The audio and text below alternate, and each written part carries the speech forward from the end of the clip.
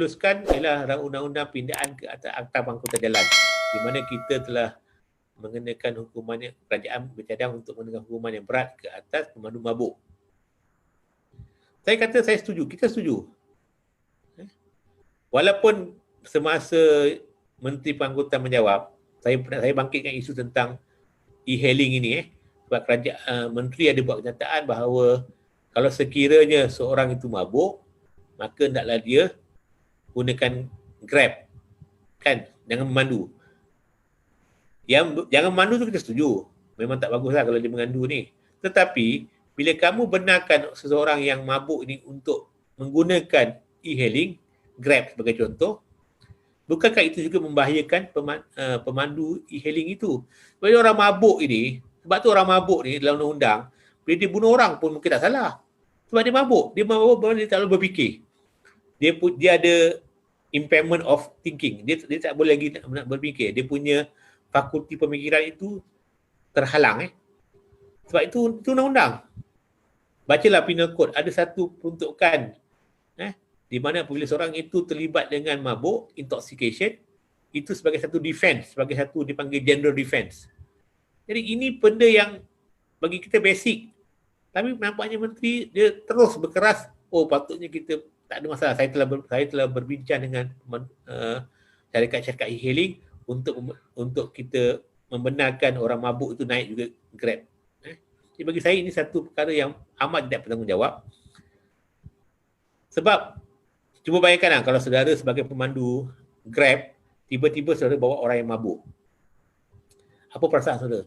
Kita sebagai pemandu ni, kita akan terasa macam terancam selalu. Kita tak boleh salahkan orang yang mabuk itu sebab orang mabuk kalau dia buat satu benda, dia mungkin tak tahu apa konsekuen ataupun kesan daripada apa yang dia buat.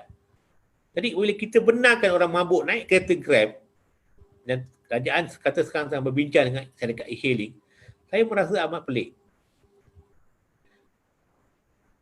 Satu aspek lagi saya nak beritahu, kalau saya sebagai orang Islam kita sebagai orang Islam ni, kita nak beritahu bahawa bila kita nak selesaikan masalah pemandu mabuk ini, kita tak boleh selesaikan dengan hanya buat undang-undang seperti itu. Of course saya nak bahas tapi tak sempatlah, masa agak terhad.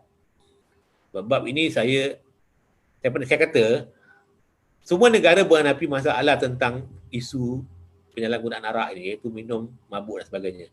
Amerika pernah buat undang-undang, saya sebut dalam bahasa saya, Amerika pernah buat undang-undang untuk menghapuskan arak. Dipanggil undang-undang tu Volstead Act, Akta Volstead. Sebenarnya nama orang tu namanya Volstead. Dia buat undang-undang yang keras. Di mana siapa yang jual arak, siapa yang minum arak akan dikenakan hukuman yang keras. Kerajaan belanja duit yang begitu, bilion US dollar was spent untuk nak selesaikan masalah itu. Tapi tak selesai. Akhirnya undang-undang itu terbalik. Bila dia haramkan arak itu, orang jual secara dipanggil black market.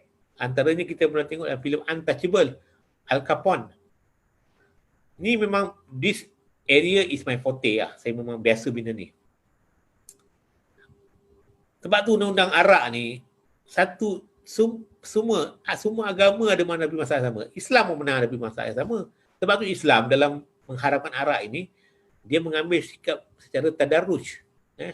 Ayat pertama dia kata yas'alunaka anil khamri wal maisir qul fihima ismun kabir wa manafi'u linnas wa ismuhuma akbaru min nafihima. Itu ayat pertama, tak haram arak. Kemudian ayat melarang orang mabuk ketika semayang. Kan? Ya ayyuhallazina amanu la taqrabus shalah wa antum sukara. Wahai orang beriman, janganlah kamu dekati semayang dalam keadaan kamu mabuk. Ketika itu dia hanya tak boleh minum arak ketika nak semayang lah. Maknanya takut mabuk. Sebab bila mabuk, dia mungkin baca dia berubah. Al-Quran ni kalau kita baca berubah, dia akan berubah makna. Bila ayat terakhir dalam surah Al-Ma'idah, barulah kata orang tu the final prohibition of liquor ataupun arak ini. Ya ayyuhallazina amanu innamal khamru wal maisiru wal ansabu wal azmu rijsun min amali syaitan. Dikatakan arak dan judi ini antaranya adalah najis daripada amal syaitan. Fajtanibuhu, naklah kamu jauhi arak, judi, pertemuan nasib. Ini semua dianggap sebagai satu yang haram, maka hendaklah dijauhi, la'allakum tuflihun, supaya kamu beruntung. Barulah ketika tu barulah arak tu diharamkan. Punya teruknya arak tu, kalau kita baca dalam kitab-kitab ulama, dia mengatakan zaman jahiliah dulu orang Arab, sebagai contoh seorang penyair Arab yang terkenal, dia minum arak begitu, dia ni sampai ke peringkat mengagungkan arak, glorify arak tu. Ada seorang penyair Arab yang terkenal, ketika bapak dia mati, dia mabuk pun dia tak mau pergi bapak dia tak mau ziarah bapak dia. Bila orang kata bapak kamu mati, dia kata apa? Al-yam khamru wal ghadan amru. Hari ini urusan arak, besok urusan bapak aku. Sebab begitu teruknya arak. Sebab tu bagi saya, kita mungkin boleh buat undang-undang, ketatkan undang-undang, tapi kalau kita tak selesaikan masalah arak ni daripada dasar dia, asas dia mungkin tak boleh berkesan. Jadi bagi saya dalam undang-undang ini, saya tak kata undang-undang tak baik, undang-undang ni baik untuk kita kena hukuman ketat, tapi banyak aspek lain juga patut diambil kira. Jadi bagi saya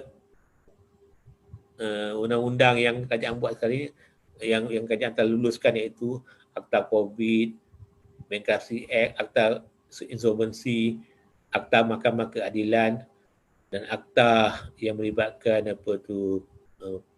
Akta Pengangkutan Jalan yang dipindah ini. Walaupun secara prinsipnya saya tidak ada masalah dengan untuk bersetuju, dan kita pun bersetuju dengan undang-undang itu, tapi sebenarnya ada beberapa aspek dalam undang-undang itu yang patutnya kerajaan yang sebaiknya lah. Kalau zaman kita mungkin boleh rujuk kepada tangkuasa pilihan yang ditubuhkan oleh Yang Berhormat Tan Sri Speaker pada masa itu. Tapi nampak gaya pada persidangan ini, semua undang-undang itu nampaknya nak disegerakan. Okey, yang terakhir saya nak ulas sikit pasal IPCMC. Ini pun satu juga kekeliruan. IPCMC ni sebenarnya bukan dicadangkan oleh Kerajaan Pakatan Harapan. Ini dicadangkan oleh Suruhanjaya Zaidin yang ketika itu ditubuhkan oleh Kerajaan Barisan Nasional untuk nak Siasatan Diraja, dipanggil Royal Commission Suruhanjaya yang dinamakan Suruhanjaya Zaidin. Zaidin itu sempena nama mantan Ketua Wakil Negara Tan Sri Zaidin. Rang undang-undang Royal Commission itu telah mencadangkan supaya untuk nak membaiki imej polis ini, antaranya ialah kerajaan mesti membuat satu undang-undang dipanggil IPCMC, seperti mana Hong Kong, England pernah buat. Di Hong Kong sebagai contoh, mereka juga mengalami masalah kredibiliti polis ataupun integriti polis yang dipersoalkan. Cuba kita lihat filem-filem yang sebelum berlakunya IPCMC di Hong Kong walaupun nama lain. Banyak filem-filem di Hong Kong dibuat menunjukkan betapa korapnya polis. Di Hong Kong lah, saya bukan di Hong Kong. Jadi apabila undang-undang itu dibuat, didapati memang undang-undang itu berjaya antaranya untuk mengurangkan jumlah korupsi dan juga menaikkan imej polis dan integriti polis. Jadi undang-undang itu sebenarnya baik. Di England begitu. Di England apabila mereka telah membuat satu undang-undang komisen untuk polis ini, didapati telah berjaya menaikkan imej ataupun integriti polis. Jadi Suruhanjaya Zaidin mencadangkan supaya satu IPCMC ditubuhkan. Bila kita memerintah, kita masukkan cadangan Suruhanjaya itu dalam kita punya manifesto. Pihak yang menentang kita pihak yang selalu mengkritik PH mengatakan kita gagal melaksanakan manifesto. Ya, saya akui memang ada setengah-setengah kita bukan gagal, sebenarnya kita tak dapat laksanakan sebab masalah tertentu lah. Contohnya masalah pindah perlembagaan, masalah kangan kewangan dan sebagainya. Tapi kita memang committed untuk melaksanakan dan banyak juga kita laksanakan manifesto kita. Antaranya kita nak laksanakan atau mewujudkan IPCMC. Ini adalah janji dalam manifesto kita. Wajibat dan janji 20 dan janji 11. Boleh baca. Bila kita dapat kerajaan secara mandat rakyat ni, kita PH dapat kerajaan yang dengan mandat rakyat. Berdasarkan mandat rakyat itu, kita telah kemukakan manifesto untuk buat IPCMC. Tapi bila kita nak buat undang-undang yang berkaitan dengan IPCMC, tiba-tiba kerajaan yang rampas kuasa ini, cara pintu belakang ataupun tebuk atap ini, Mereka dengan senang, dengan mudah tarik balik undang-undang itu dan nak ganti undang lain. Lepas tu pada hari akhir itu tak benarkan untuk tarik balik tarik balik. Bukan tarik balik, dia tak benar, dia tak teruskan perbahasan itu. Jadi kat sini saya ingin tanya pada tuan-tuan. Sebenarnya apa yang berlaku ni? Kami cuba laksanakan manifesto, kamu marah. Bila kami tak dapat laksanakan manifesto pun kamu marah juga. Jadi sebenarnya apa yang kamu nak? Paling kurang kamu hormatlah manifesto yang kita. Bila kita cuba laksanakan IPCMC berdasarkan manifesto kita, berdasarkan cadangan Suruhanjaya Zaidin yang kamu dulu sebelum tu jadi kerajaan, kenapa kamu nak marah kami sekarang? Tapi itulah, kebanyakan kita minta maaf lah.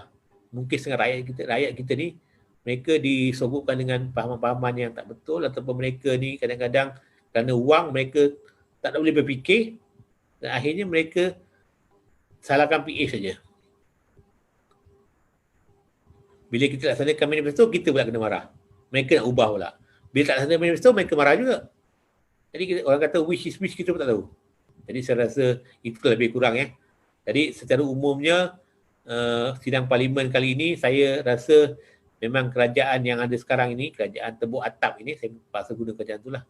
Walaupun ada ahli parlimen mengatakan tolong jangan panggil kita kerajaan pengkhianat, tolong jangan panggil kami penipu, perompak dan sebagainya.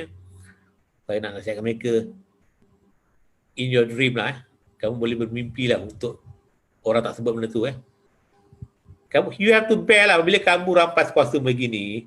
Kalau kamu tak ambil kerajaan secara tidak bermaruah seperti dengan rampasan kuasa ini tanpa mana rakyat ni, kamu kena bersedia untuk digelar dengan berbagai gelaran lah.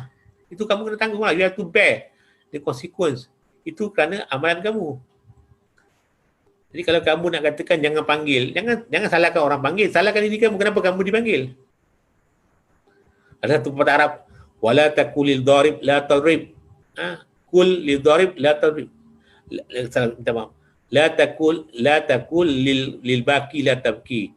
Kul lil dharib la tadrib. Kalau kita nampak orang menangis di tepi jalan, ketika tu orang dia sedang dipukul, kita jangan cakap jangan menangis.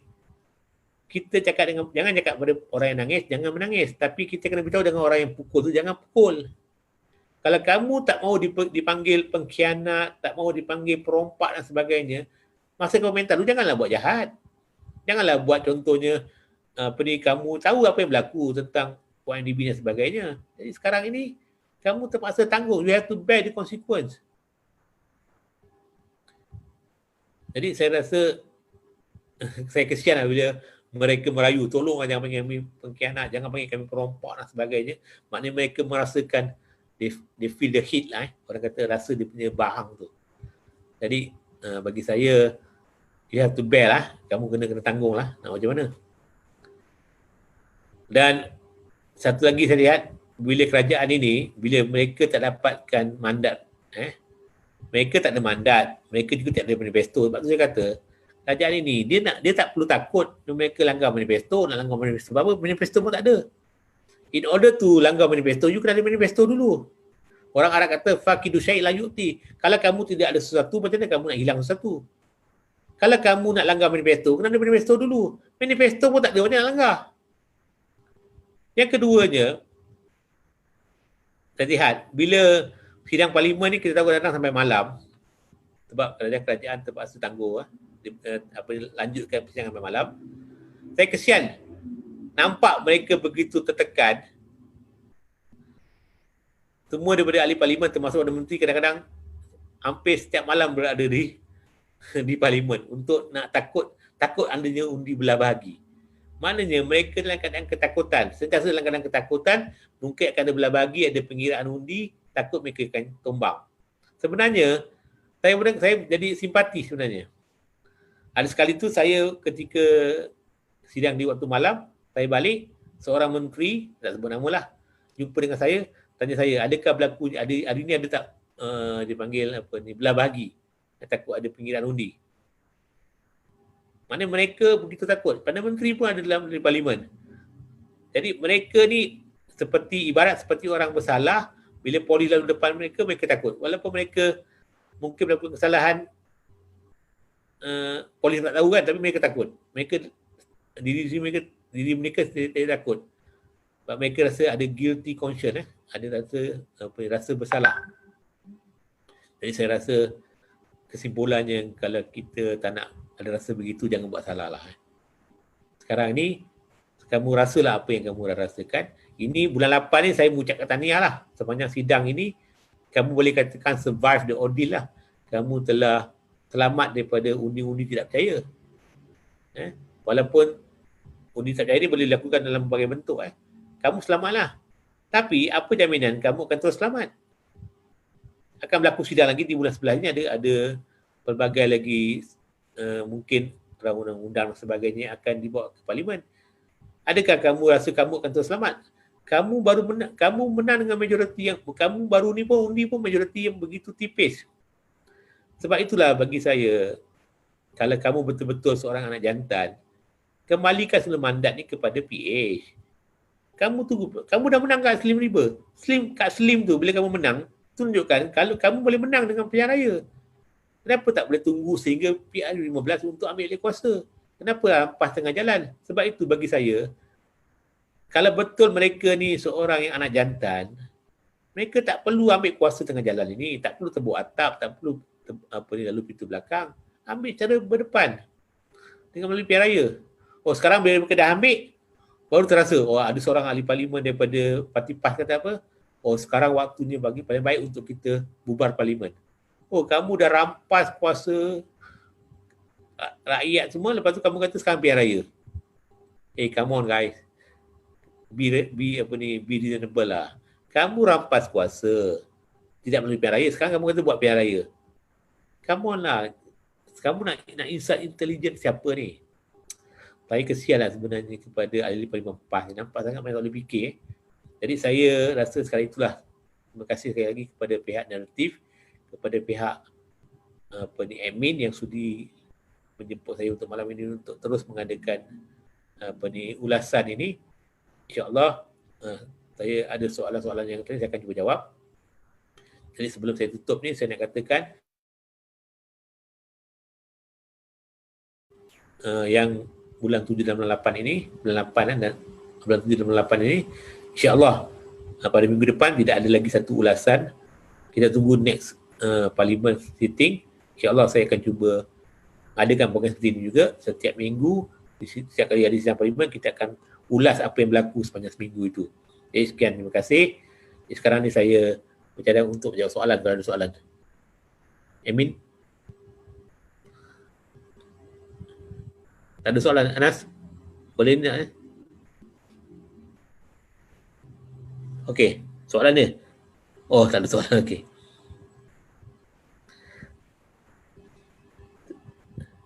Banyak soalan tak relevan.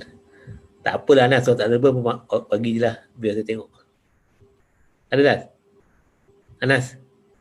Soalan tak relevan pun tak boleh Anas. Soalan speaker okey. Apa dia? Apa soalannya? Soalan speaker apa?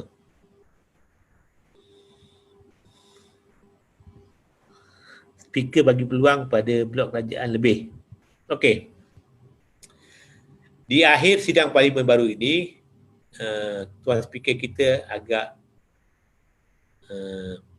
orang kita kata piss off lah. Dia memberikan satu leteran lah kepada semua ahli parlimen. Dia kata kena ikut peraturan dan sebagainya.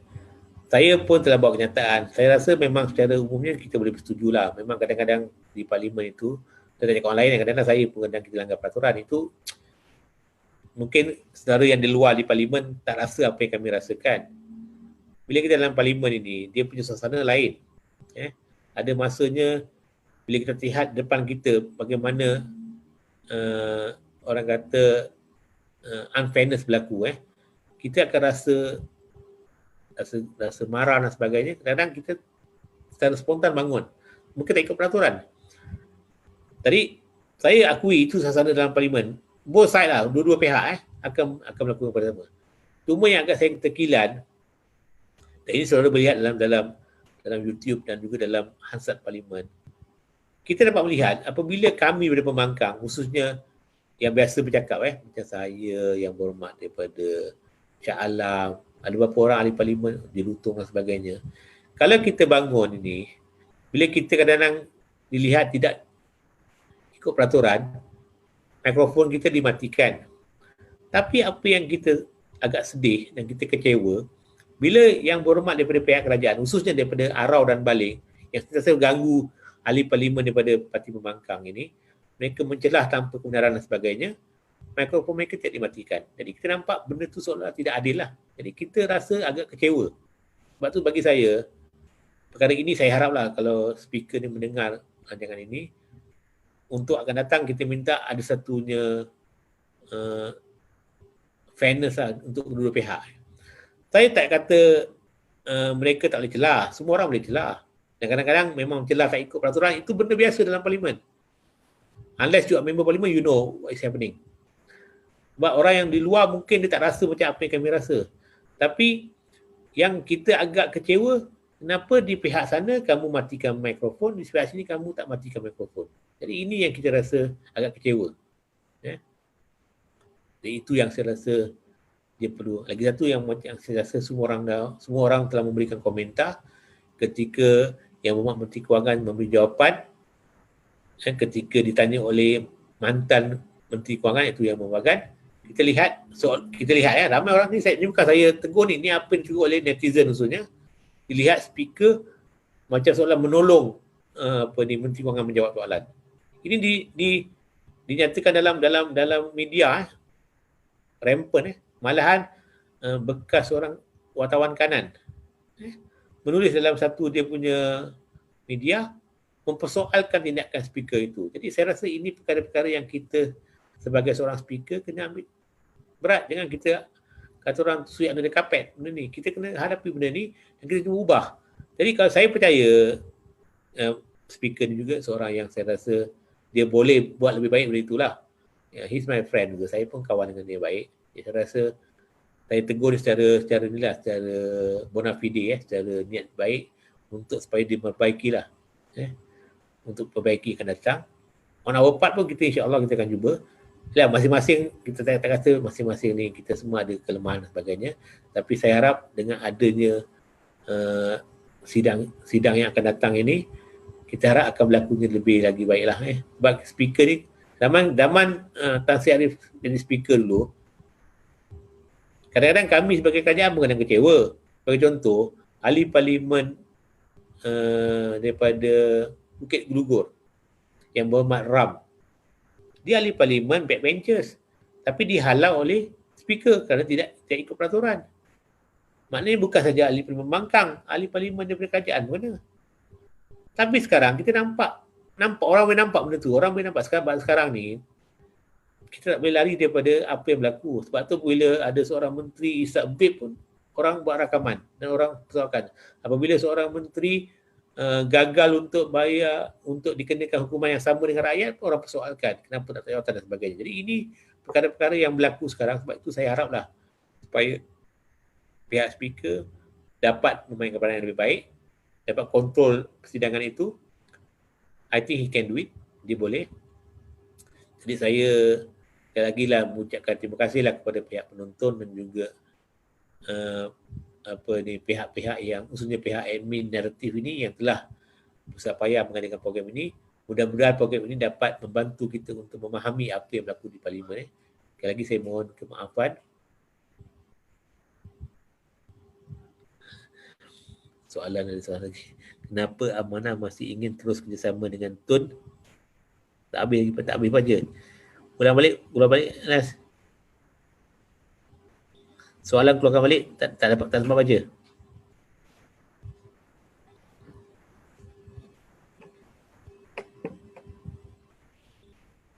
Kenapa Amanah ingin terus bersama dengan Tun Mahathir sehingga rakyat tolak PH?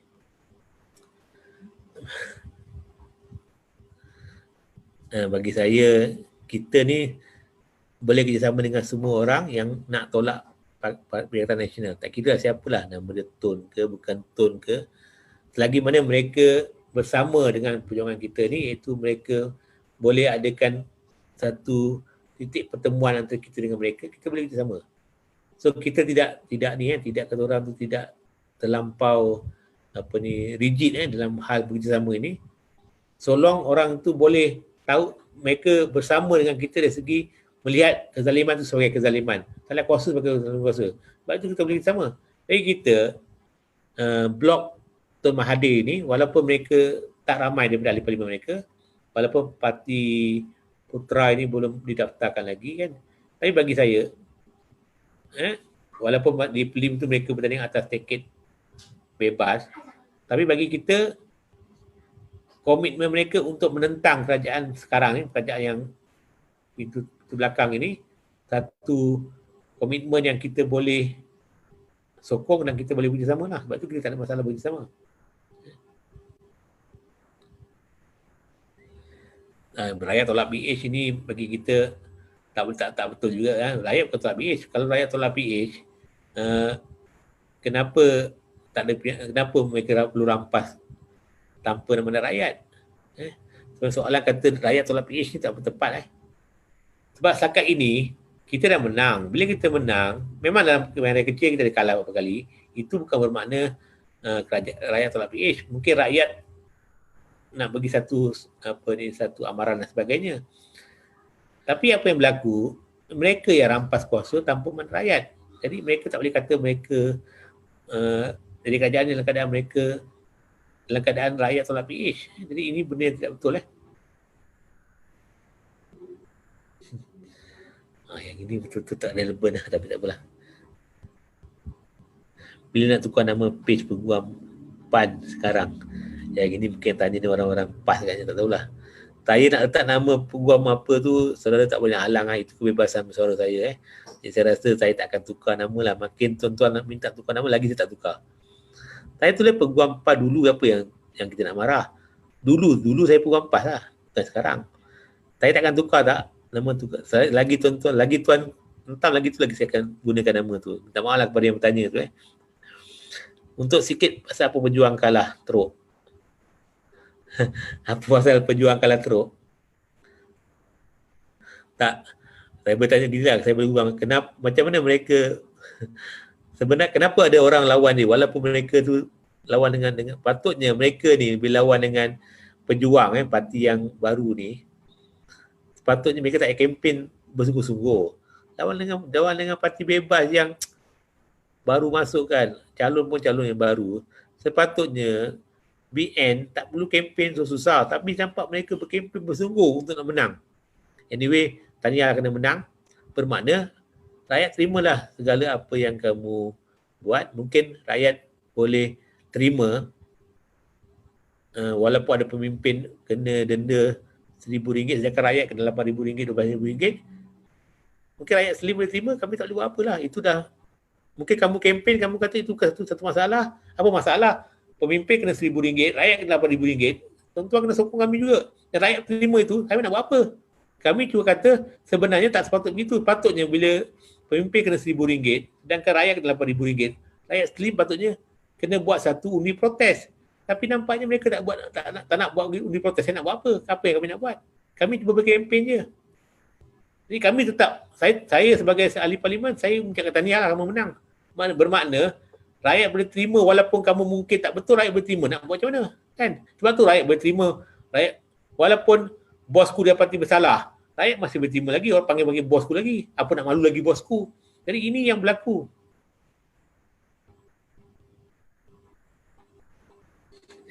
Bagi PAS ni memang jahat terus ke atau macam mana?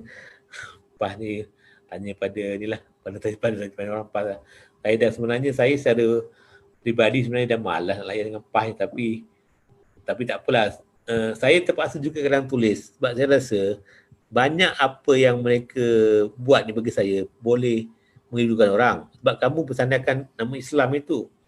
Jadi saya sebagai seorang mantan pemimpin PAS, saya rasa saya adalah orang yang ada authority untuk menulis tentang PAS ni, sebab saya pernah dalam PAS. Seperti mana Tun Bantai UMNO, dia pernah berada dalam UMNO. Jadi dia tahu apa yang berlaku. Jadi begitu juga kami daripada Parti Amanah ni, kami lama dalam PAS. Yang berhormat Presiden, yang berhormat bekas-bekas menteri ni semua. mereka lama dalam PAS, jadi mereka tahu apa yang berlaku sekarang dengan berlaku dahulu. Jadi sebab tu kita menulis ini untuk kita nak fahamkan kepada masyarakat bahawa berbezanya PAS dulu dengan PAS sekarang. Jadi rasa sekali itu pihak admin, saya dengan ini mengucapkan sangat terima kasihlah kepada dah nak tutup ada soalan lagi. Ada tak kemungkinan Tuan Mahathir dan Muhyiddin berlakon drama ataupun kami sokong perjuangan WABI tetap bersama DSI? Ini soalan spekulatif, saya tak mahu jawab lah. Tak maaf admin, ini soalan daripada Nasilaron Silan. Ada kemungkinan, soalan kemungkinan anything is possible dalam politik ni, kita tak tahu tapi setakat ni saya tak nampak lah. Setakat ni saya tak nampak Tun akan bersama dengan Muhyiddin. Tapi untuk akan datang saya tak tahu lah. I cannot speculate Jadi kalau soalan ada kemungkinan ni susah nak jawab lah. Sebab kemungkinan A, kemungkinan B tu mungkin berlaku. Jadi saya rasa itu kita lihat apa yang berlaku nantilah. Sekian, terima kasih. Saya rasa tidak ada soalan lain. Terima kasih, kita jumpa lagi insyaAllah pada masa datang. Kalau ada isu yang mungkin saya perlu bahaskan ataupun akan ulas, kita akan bagi satu notis kepada pihak penonton untuk mengikuti rancangan naratif ini pada masa yang datang. Bukan sekat confine kepada jangan parlimen, tapi mungkin ada isu lain yang mungkin perlu untuk saya ulas, saya akan bagi notis. Pihak naratif akan memberikan iklan dan cuba berjumpa lagi dengan pihak penonton. Sekian, terima kasih